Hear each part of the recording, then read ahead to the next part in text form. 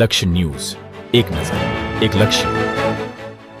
અમદાવાદના નવા વાડજ વિસ્તારમાં આવેલી lioness Karnavati MH Hindi higher secondary school તથા ગણેશ ગર્લ્સ સ્કૂલ દ્વારા એક પેડ માં કે નામ અભિયાન અંતર્ગત ખોડિયાર માતા મંદિર પાછળ આવેલા મધર ટેરેસા પ્લોટ ખાતે વૃક્ષારોપણ કાર્યક્રમનું આયોજન કરવામાં આવ્યું હતું.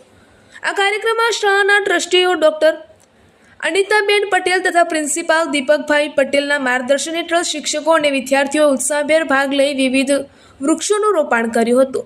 આ પ્રસંગે વિદ્યાર્થીઓને પર્યાવરણનું જતન, વૃક્ષોનું મહત્વ અને હરિયાળું પર્યાવરણ જાળવવા અંગે માર્ગદર્શન આપવામાં આવ્યું હતું.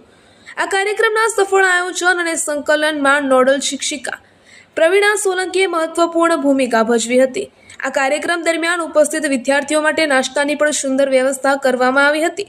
આ કાર્યક્રમના અંતે તમામ ઉપસ્થિતોએ વધુમાં વધુ વૃક્ષો વાવવો, તેનું જતન કરવો અને સ્વચ્છ તેમજ હરિયાળું પર્યાવરણ નિર્માણ માટે સતત પ્રયત્નશીલ રહેવાની સંકલ્પ લીધો હતો. રિપોર્ટર સંજય નાયક.